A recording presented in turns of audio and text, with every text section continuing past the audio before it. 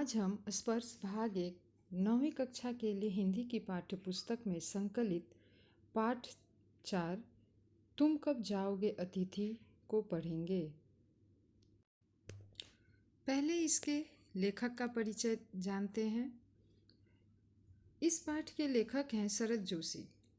शरद जोशी का जन्म मध्य प्रदेश के उज्जैन शहर में 21 मई 1931 को हुआ। इनका बचपन कई शहरों में बीता। कुछ समय तक यह सरकारी नौकरी में रहे। फिर इन्होंने लेखन को ही आजीविका के रूप में अपना लिया। इन्होंने आरंभ में कुछ कहानियाँ लिखी, फिर पूरी तरह व्यंग्य लेखन ही करने लगे। इन्होंने व्यंग्यलेख, व्यंग्योपन्यास, व्यंग्य कालम के अतिरिक्त हास्य व्यंग्यपूर्ण धारावाहिकों की पटकथाएं और संवाद भी लिखे। हिंदी व्यंग्य को प्रतिष्ठा दिलाने वाले प्रमुख व्यंग्यकारों में शरद जोशी भी एक हैं। शरद जोशी की प्रमुख व्यंग्य कृतियाँ हैं परिक्रमा, किसी बहाने, जीप पर सवार इल्लियाँ, तिलिस्म, राह किनारे बैठ, दूसरी सतह, प्रतिदिन। 2 व्यंग्य नाटक हैं अंधों का हाथी और एक था गधा। एक उपन्यास है मैं केवल मैं उर्फ कमलमुख बीए। शरद जोशी जी की भाषा अत्यंत सरल और सहज है। मुहावरों और हास परिहास का हल्का स्पर्श देकर इन्होंने अपनी रचनाओं को अधिक रोचक बनाया है। धर्म, आध्यात्म, राजनीति, सामाजिक जीवन, व्यक्तिगत आचरण, कुछ भी शरद जोशी की पैनी नज़र से बच नहीं सका। इन्होंने अपनी व्यंग्य रचनाओं में समाज में पाई जाने वाली सभी विसंगतियों का बेबाक चित्रण किया है। पाठक इस चित्रण को पढ़कर चकित भी होता है और बहुत कुछ सोचने को विवश भी। प्रस्तुत पाठ तुम कब जाओगे अतिथि में शरद जोशी ने ऐसे व्यक्तियों की खबर ली है जो अपने किसी परिचित या रिश्तेदार के घर बिना किसी पूर्व सूचना दिए चले आते हैं और फिर जाने का नाम ही नहीं लेते हैं, भले ही उनका टिके रहना मेजबान पर कितना ही भारी क्यों न पड़े। अच्छा अतिथि कौन है? वह जो पहले से आने की सूचना देकर आए और 1-2 दिन मेहमानी करके विदा हो जाए, या वह जिसके आगमन के बाद मेजबान वह सब सोचने को विवश हो जाए जो इस पाठ के मेजबान निरंतर सोचते रहे हैं। इस तरह इस पाठ में हम देखेंगे कि किस तरह आसन मारकर बैठे अतिथियों पर कटाक्ष किया है लेखक ने। पहले बच्चों मैं आपको बताऊं कि व्यंग्य क्या होता है। कोई बहुत ही तीखा सत्य, कठोर सत्य, जिसे अगर सीधा सीधा कह दिया जाए तो सुनने वाले को काफ़ी कष्ट भी होगा या फिर हो सकता है कि मारपीट भी होने लगे। किंतु इसी कठोर सत्य को उपहास के रूप में, हंसी मजाक के रूप में, हल्के फुल्के ढंग से व्यक्त जब किया जाता है तो इसे ही व्यंग्य कहा जाता है। इसीलिए समाज के किसी बहुत बड़ी विसंगति पर कोई जो कि अच्छे लेखक होते हैं उसको उजागर वो इसी हल्के फुल्के ढंग से करते हैं, ताकि किसी को ऐसे सत्य को सुनकर समझकर अचानक से आघात ना पहुँचे, बल्कि वो सुने, समझे और उस बात पर सोचने के लिए तैयार हो जाए कि हाँ, ये हंसी मजाक के रूप में कही गई है किंतु ये बात सत्य है, गलत है और इस पर विचार करने की आवश्यकता है। तो अब आगे बढ़ते हैं।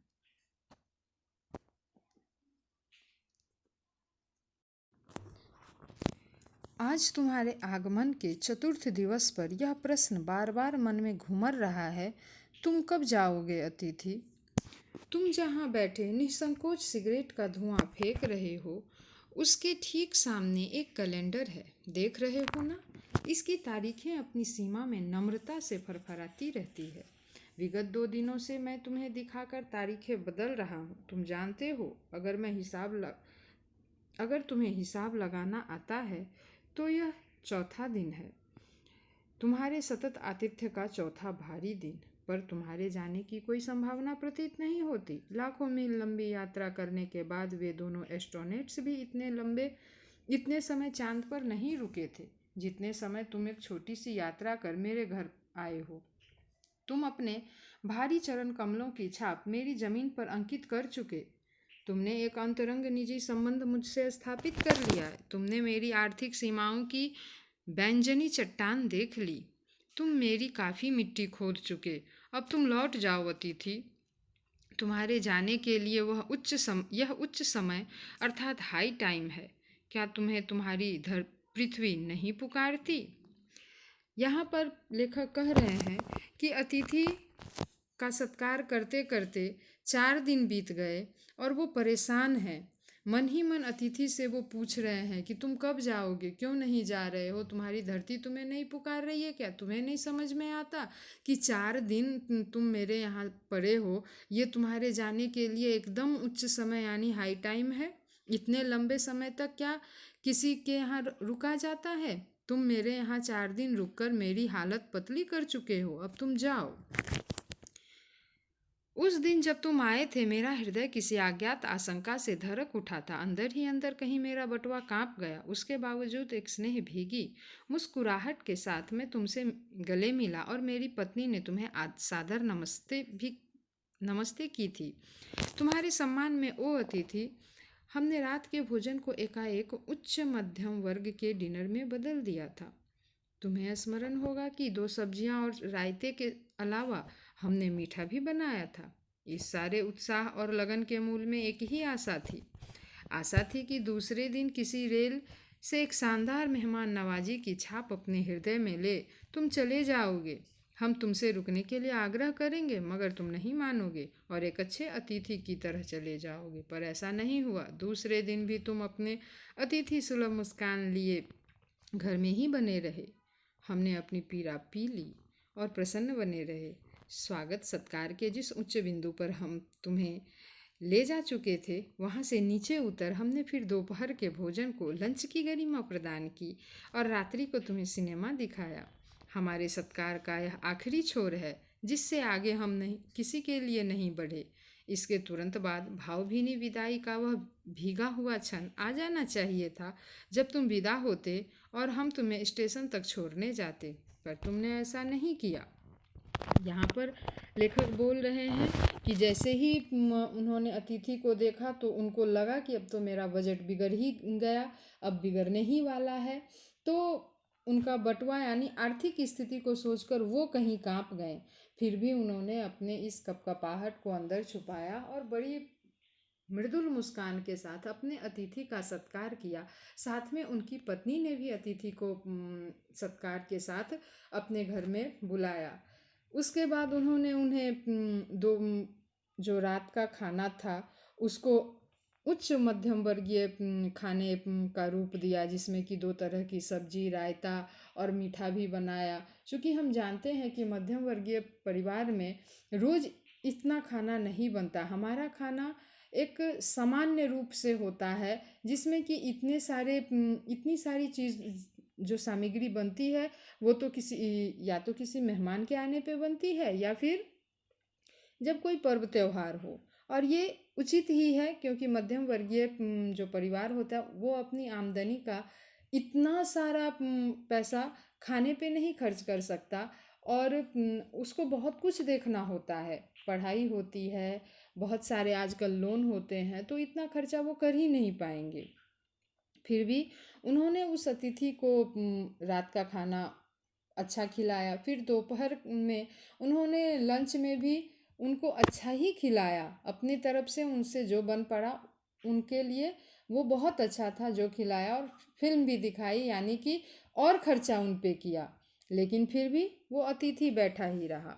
तीसरे दिन की सुबह तुमने मुझसे कहा, मैं धोबी को कपड़े देना चाहता हूँ। यह आघात अप्रत्याशित था और इसकी चोट मार्मिक थी। तुम्हारे सामीप्य की बेला एकाएक यूं रबड़ की तरह खिंच जाएगी, इसका मुझे अनुमान न था। पहली बार मुझे लगा कि अतिथि देवता सदैव देवता नहीं होता, वह मानव और थोड़े अंशों में राक्षस भी हो सकता है।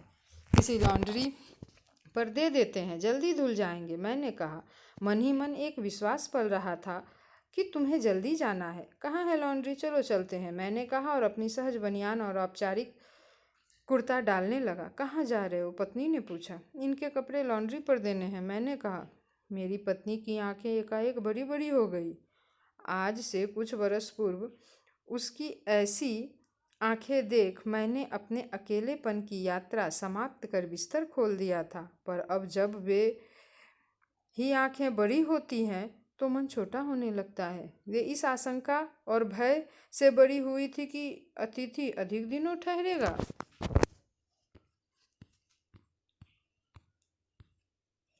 और आशंका निर्मूल नहीं थी। अतिथि, तुम जा नहीं रहे।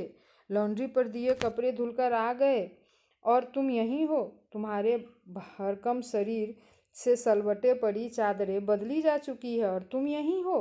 तुम्हें देखकर फूट पड़ने वाली मुस्कुराहट धीरे धीरे फीकी पड़ कर अब लुप्त हो गई है। ठहाकों के रंगीन गुब्बारे जो कल तक इस कमरे में के आकाश में उड़ते थे, अब दिखाई नहीं पड़ते। बातचीत की उछलती हुई गेंद चर्चा के सभी कोनलों से टप्पे खाकर फिर सेंटर में आकर चुप पड़ी है। अब इसे न तुम हिला रहे हो न मैं। कल से मैं उपन्यास पढ़ रहा हूँ, तुम फिल्मी पत्रिका के पन्ने पलट रहे हो। शब्दों का लेन देन मिट गया और चर्चा के विषय चुक गए। परिवार, बच्चे, नौकरी, फिल्म, राजनीति, रिश्तेदारी, तबादले, पुराने दोस्त, परिवार नियोजन, महंगाई, साहित्य, यहाँ तक कि आंख मार मार कर हमने पुरानी प्रेमिकाओं का भी जिक्र कर लिया और अब एक चुप्पी है। सौहार्द अब स्नेह स्नेह बोरियत में रूपांतरित हो रहा है। भावनाएं गालियों का स्वरूप ग्रहण कर रही हैं। पर तुम नहीं जा रहे। किस अदृश्य गोंद से तुम्हारा व्यक्तित्व यहाँ चिपक गया है? मैं इस भेद को सपरिवार समझ नहीं पा रहा हूँ। बार बार यह प्रश्न उठ रहा है, तुम कब जाओगे अतिथि? इस तरह चौथे दिन कपड़े भी धुलकर आ जाने के बाद जब अतिथि डटे रहे तो लेखक महाशय बहुत बेचैन हो गए। उन्होंने सोचा, बातें भी सारी हमने कर ली, अब कुछ भी बचा नहीं। अब उन भावनाएं जो हैं लेखक की, वो गालियों का स्वरूप लेने के लिए तैयार है, लेकिन फिर भी वो डटे हुए हैं अतिथि। कल पत्नी ने धीरे से पूछा था, कब तक टिकेंगे ये? मैंने कंधे उचका दिए। क्या कह सकता हूँ? मैं तो आज खिचड़ी बना रही हूँ, हल्की रहेगी, बनाओ। सत्कार की उष्मा समाप्त हो रही थी। डिनर से चले थे, खिचड़ी पर आ गए। अब भी अगर तुम अपने बिस्तर को गोलाकार रूप नहीं प्रदान करते तो हमें उपवास तक जाना होगा। तुम्हारे मेरे संबंध एक संक्रमण के दौर से गुजर रहे हैं। तुम्हारे जाने का यह चरम क्षण है। तुम जाओ ना अतिथि। यहाँ पर लेखक ने बड़े अच्छे से बताया है कि जब कोई अतिथि अधिक दिनों तक रुक जाता है तो संबंध कैसे संक्रमण के दौर से गुजरता है। संक्रमण के दौर से गुजरना अर्थात पुरानी दिनों की जो बातें हैं वो नए दिनों में जो प्रवेश करती है जब, तो कुछ परिवर्तन के साथ प्रवेश करती है। अर्थात जब अतिथि आता है तो हम बड़े सौहार्द प्यार से उनका स्वागत करते हैं, किंतु वही अतिथि जब रुक जाता है अधिक दिनों तक तो फिर हम बेचैन हो जाते हैं। हमारा संबंध बदलने लगता है, अर्थात हम शिकायती लहजे में बात करने लगते हैं और उनको एहसास दिलाने की कोशिश करते हैं कि अब अधिक दिन हो गए, आपको जाना चाहिए। इस तरह संबंध बदल जाता है, भावनाएं बदल जाती है, व्यवहार बदल जाता है। और यही लेखक ने कहा है कि अब अतिथि जो उनके दिनों उनके यहाँ टिका हुआ है, उनका संबंध भी अब संक्रमण के दौर से गुजर रहा है। अर्थात जो सौहार्दपूर्ण व्यवहार पुराने दिनों में हो रहे थे, भरसक वो आने वाले दिनों में न हो। तुम्हें यहाँ अच्छा लग रहा है ना? मैं जानता हूँ दूसरों के यहाँ अच्छा लगता है। अगर बस चलता तो सभी लोग दूसरों के यहाँ रहते, पर ऐसा नहीं हो सकता। अपने घर की महता के गीत इसी कारण गाए गए हैं। होम को इसी कारण स्वीट होम कहा गया है कि लोग दूसरे के होम की स्वीटनेस को काटने न दौड़े। तुम्हें यहाँ अच्छा लग रहा है, पर सोचो प्रिय कि शराफत भी कोई चीज़ होती है और गेट आउट भी एक वाक्य है जो बोला जा सकता है। यानी यहाँ लेखक के मन में उस संक्रमण काल से जो उनका संबंध गुजर रहा था, तो अब उनके मन में ये भी आ रहा है बात कि हम गेट आउट तक भी कह सकते हैं, जिसके कारण ये यहाँ से निकल जाएं। अपने खर्राटों से एक और रात गुंजायमान करने के बाद कल जो किरण तुम्हारे बिस्तर पर आएगी वह तुम्हारे यहाँ आगमन के बाद 5वें सूर्य की परिचित किरण होगी। आशा है वह तुम्हें चूमेगी और तुम घर लौटने का सम्मानपूर्वक निर्णय ले लोगे। मेरी सहनशीलता की वह अंतिम सुबह होगी। उसके बाद मैं स्टैंड नहीं कर सकूं और लड़खड़ा जाऊंगा। मेरे अतिथि, मैं जानता हूँ कि अतिथि देवता होता है, पर आखिर मैं भी मनुष्य हूँ। मैं कोई तुम्हारी तरह देवता नहीं। एक देवता और एक मनुष्य अधिक देर तक साथ नहीं रहते। देवता दर्शन देकर लौट जाते हैं। तुम लौट जाओ अतिथि, इसी में तुम्हारा देवत्व सुरक्षित रहेगा।